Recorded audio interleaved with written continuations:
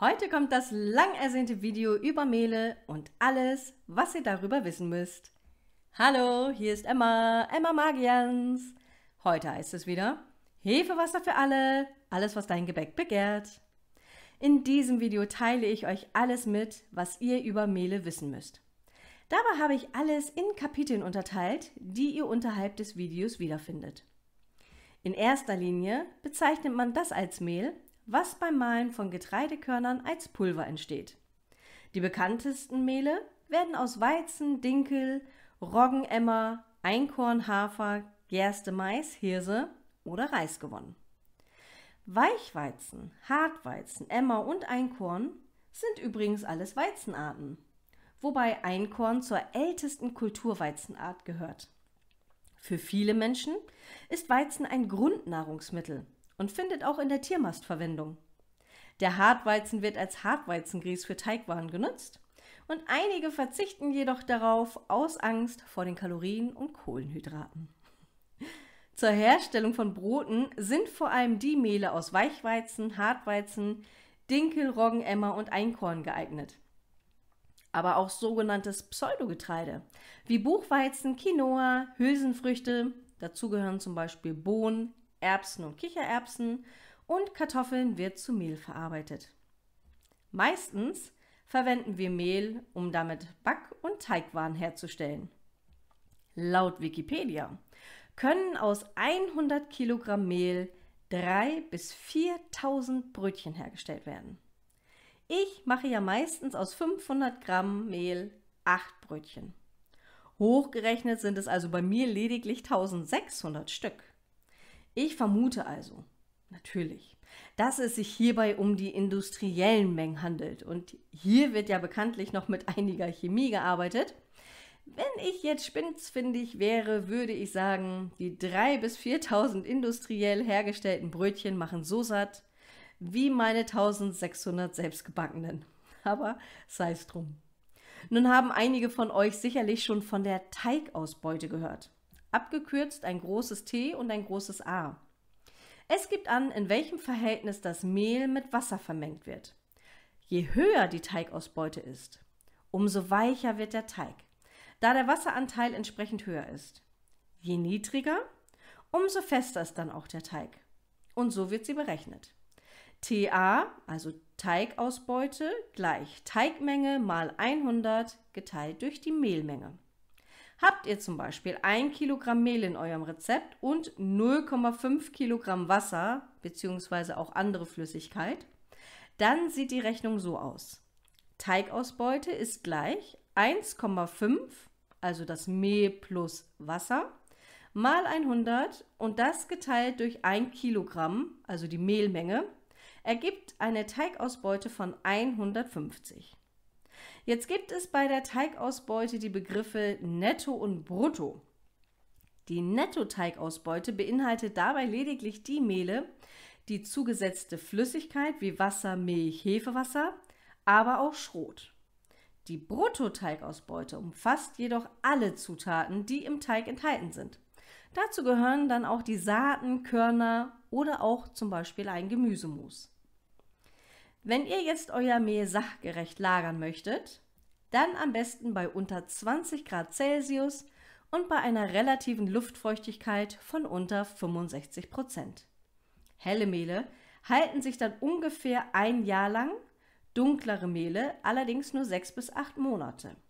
Vollkornmehle haben sogar nur eine Haltbarkeit von 6 bis 8 Wochen, bevor sie sich von der Qualität her verschlechtern. Das liegt einfach daran, dass das Fett in den enthaltenen Keimlingen und Schalen ranzig wird. Und kennt ihr übrigens Cookie Dough? Das ist ein roher Teig, der unbedenklich gegessen werden kann. Eines unserer Kinder liebt ihn sehr und dass man diesen rohen Teig essen kann, liegt daran, weil das Mehl vorher erhitzt wird. Dabei muss man aber wirklich sehr aufpassen, denn Mehl bzw. der Mehlstaub, der sich mit der Luft verbindet, ist hochentzündlich. Und das ist auch wirklich kein Spaß. Solltet ihr dies also selber zu Hause einmal machen, passt bitte gut auf, wenn ihr das reine Mehl im Backofen erhitzt. Arbeitet langsam, lasst das nicht so pudern. Und dabei ist übrigens jeglicher brennbarer Staub, der sich mit der Luft vermischt, explosiv. Und wusstet ihr, dass in der norddeutschen Stadt Bremen 1979 in der Rolandmühle die bisher größte Mehlstaubexplosion im deutschsprachigen Raum stattfand? Der Sachschaden belief sich auf 100 Millionen Deutsche Mark und es starben dabei 14 Menschen, 17 wurden verletzt. Also bitte passt wirklich darauf auf. Übrigens, wenn ihr das Video hilfreich findet, könnt ihr gerne einmal den Knopf mit dem Daumen nach oben drücken. Abonniert den Kanal gerne, wenn ihr das noch nicht getan habt. Ich freue mich natürlich gerne. Und möchtet ihr mir ein kleines Trinkgeld zukommen lassen, dann haben wir hier Super Thanks. Ich blende euch das mal ganz kurz ein. Kommen wir einmal ganz kurz zum Gluten. Gluten ist ein Protein, ein sogenanntes Klebereiweiß, wie wir das hier auch immer gerne nennen, das in Getreiden wie Weizen, Dinkel, Roggen, Gerste, Emmer, Einkorn, Kamut, Bulgur und auch weiteren Getreidearten vorkommt. Es besteht aus einem Gemisch aus Protein, Lipiden und Kohlenhydraten. Es sorgt beim Backen für einen geschmeidigen Teig und ist ein natürliches Bindemittel. Und ihr braucht auch dieses Gemisch, wenn ihr selber Seitan machen möchtet. Wie das funktioniert, habe ich euch ja schon mal gezeigt. Ich verlinke euch das mal oben rechts unter dem i. Für einige Menschen kann es jedoch gesundheitliche Unverträglichkeiten geben, wenn sie Mehle mit Gluten verzehren. Dabei spricht man von einer Zöliakie. Häufig denken Menschen, die kein Gebäck vertragen, dass sie an dieser Krankheit leiden. Allerdings treten viel häufiger Lebensmittelunverträglichkeiten auf, die auch durch die Zusatzstoffe im Gebäck zurückzuführen sind. Und da auch die industrielle Hefe chemisch aufgearbeitet wird, und das wirklich nicht zu knapp, stelle ich diese viel lieber selber her, um meiner Familie und mir Gutes zu tun. Wenn ihr das also auch tun möchtet und wie ihr eure Hefe selber herstellt, das habe ich euch oben rechts unter dem i nochmal verlinkt. So, und warum ist denn jetzt Gluten so wichtig für die Backwaren? Wenn ihr Mehl mit Wasser mischt, dann sorgt es für die klebrige Teigstruktur. Dabei wird ein Netz gebildet, das die Flüssigkeit und die Gase der Hefe innerhalb des Gebäcks hält. Das heißt, es geht schön auf. Und je sorgfältiger ihr den Teig knetet, umso gleichmäßiger wird dann auch dieses Netz. Kommen wir kurz zu den Typenbezeichnungen. Viele von euch kennen die ja. Wenn man Mehl kauft, steht da immer so eine Nummer drauf. Und einige könnten vielleicht denken, je niedriger die Nummer ist, umso feiner ist das Mehl. Tatsächlich geht es aber um den Mineralstoffgehalt, den das Mehl hat. Und das rechnet man folgendermaßen aus. Das Mehl wird bei hoher Temperatur verbrannt. Übrig bleibt die Asche. Und diese entspricht dem Mineralgehalt des Mehls. Wenn also ein Weizenmehl die Typbezeichnung 550 hat, dann bedeutet das, dass bei 100 Gramm Mehl nach diesem Verbrennungsprozedur 550 Milligramm Asche zurückgeblieben sind. Dabei könnt ihr auch davon ausgehen, je heller das Mehl ist, desto weniger Mineralstoffe sind darin enthalten. Die meisten Mineralstoffe sind nämlich in den Schalen der Kerne drin und die Kerne, die fast nur aus Kohlenhydraten bestehen, werden davon getrennt. Wobei Mehl, das in der Sonne steht, auch ausbleichen kann. Aber im Idealfall lagern wir unsere Vorräte ja dunkel, trocken und kühl. Übrigens, bei den hellen Mehlen mit niedriger Typzahl, das wird auch Auszugsmehl genannt, werden die Randschichten des Korns und der Keimling entfernt. Übrig bleibt dann nur noch der Mehlkörper, der dann gemahlen wird. Wenn dann wieder ein Teil der Randschicht hinzugefügt wird zum Mahlen, dann entsteht ein sogenanntes Teilauszugsmehl. Vollkornmehle enthalten übrigens zwischen 1700 und 1800 Milligramm Mineralstoffe pro 100 Gramm Mehl. Sie sind gesünder und machen länger satt. Allerdings geht Gebäck aus Vollkorn im Vergleich zu einem Vorzugsmehl weniger auf. Hier hilft es dann, dem Teig mehr Flüssigkeit hinzuzufügen. Als Faustformel gilt hier ungefähr 10 bis 20% mehr, als im Rezept angegeben ist. Gegebenenfalls könnt ihr auch ein bisschen nachhelfen mit weiteren Backtriebmitteln wie Sauerteig, Hefewasser natürlich und oder Lievito Madre. Das verbreiteste aller Haushaltsmehle ist das Weizenmehl. Das liegt vor allem durch die Hochzüchtung dieses Getreides, was sehr gute Erträge einbringt. Außerdem hat es sehr gute Backeigenschaften. Dabei ist es auch noch neutral im Geschmack. Es gibt hier die Mehltypenbezeichnungen 405, 550, 812, 1050 und das Vollkornmehl. Ihr könnt Rezepte mit Weizenmehl problemlos mit Dinkelmehl austauschen und auch umgekehrt. Das liegt daran, dass sie ähnliche Backeigenschaften haben. Allerdings werden Teige mit Dinkelmehl kürzer geknetet. Statt wie beim Weizen 10 bis 15, dann nur noch 5 bis 8 Minuten. Das ist ja auch das, was ich euch immer in meinen Videos erzähle.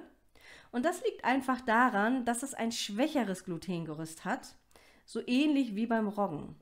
Außerdem kann es in der Teigphase Wasser schlechter an sich binden und aus diesem Grund eignen sich generell, aber auch vor allem bei Dinkelteige, Vorteige, Brühstücke und aber auch die Zusammenarbeit mit Sauerteig bzw. Lievito Madre. Kommen wir jetzt hier einmal kurz zum Dinkelmehl.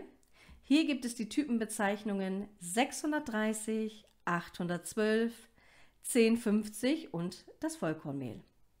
Tatsächlich ist dieses Mehl ein wenig teurer. Das liegt einfach daran, dass der Ertrag nicht so hoch wie beim Weizen ist. Prinzipiell, wie schon vorher erwähnt, lassen sich Dinkel- und Weizenmehl in Rezepten ganz einfach austauschen oder auch mischen. Das mache ich zum Beispiel manchmal ganz gerne. So, und viele von euch haben aber auch bestimmt schon von Emmer- und Einkornmehl gehört. Das sind alte Sorten und eine Unterart unseres Weizens. Sie besitzen einen hohen Anteil an Nährstoffen und Mineralien, der leider bei dem hochgezüchteten Weizen ein wenig verloren gegangen ist. Auch diese Mehle lassen sich in Rezepten mit Weizen, aber auch Dinkelmehl ersetzen. Beim Austauschen von Mehlen kann es aber generell immer mal wieder vorkommen, dass ihr da die Flüssigkeitszufuhr nachjustieren müsst. Also eventuell mal ein bisschen mehr oder weniger. Deswegen finde ich das ganz praktisch, wenn ihr das in meinen Videos seht, wie die Konsistenz ist, denn dann könnt ihr sehen, wie das ungefähr bei euch sein sollte. So, und zu guter Letzt kommt nun das Roggenmehl. Es ist ein beliebtes Mehl für Sauerteig und Mischbrote, auch Graubrote genannt. Letzteres kenne ich jetzt zum Beispiel nur aus meiner Kindheit. Und hier gibt es die Typenbezeichnungen 610, 815. Diese beiden Mehle sind sehr selten und wenig zu finden, meistens eher bei Bäckereien. Dann die 997, 1150, 1370 sowie natürlich das Vollkornmehl. Das Roggenmehl weist einen hohen Anteil sekundärer Pflanzenstoffe auf und ist dunkler. Von der Farbe her eher so graubraun, würde ich es jetzt sagen. Und es ist vom Geschmack wesentlich würziger, als zum Beispiel beim Weizenmehl der Fall ist. Damit Roggenmehl gebacken werden kann, sind allerdings längere Gärzeiten und auf jeden Fall immer eine Säuerung des Teiges durch Sauerteig notwendig. Am besten mischt ihr es nochmal mit Hefewasser, dann habt ihr wirklich perfekte Gelinggarantie, dass das Brot schön aufgeht. Nun, es gibt ja auch glutenfreie Mehle, wie zum Beispiel die aus dem Pseudogetreide. Doch wie kommt es, dass einige nur diese vertragen und einige nicht? Es handelt sich, wie vorher schon erwähnt, um die Krankheit Zöliakie. Dabei ist es so, dass das Gluten im Mehl die Schleimhaut des Dünndarms einfach schädigt, was dann zu Entzündungen und auch wirklich zu Verdauungsproblemen führt. Und das kann wirklich richtig gravierend sein. Wenn ihr glutenfrei backen möchtet oder müsst, ist es tatsächlich am besten mit einer Mehlmischung zu arbeiten. Ich habe zwar schon so ein paar Videos gezeigt, aber ich finde, da ist auch noch Potenzial nach oben. Und ein optimales Verhältnis für solche glutenfreien Mehlmischungen sind so ungefähr 2 Teile glutenfreies Mehl und 1 Teil Stärke. Es gibt zwar auch solche Mischungen zu kaufen, ihr könnt sie aber auch einfach und vor allem günstiger zu Hause selber mischen. Wie oben schon erwähnt, dient das Gluten im Mehl dazu, den Teig beim Backen zu binden und zu stärken. Ihr werdet also bei glutenfreiem Gebäck nicht die gleichen Ergebnisse erhalten wie mit den Mehlen mit Gluten. Allerdings finde ich, sie stellen eine tolle Alternative und Ergänzung dar und auch wenn man nicht an einer Zöliakie leidet. Ich freue mich, wenn euch dieses Video weitergeholfen hat. Ihr seht jetzt hier auf dem Bildschirm noch viele weitere für euch.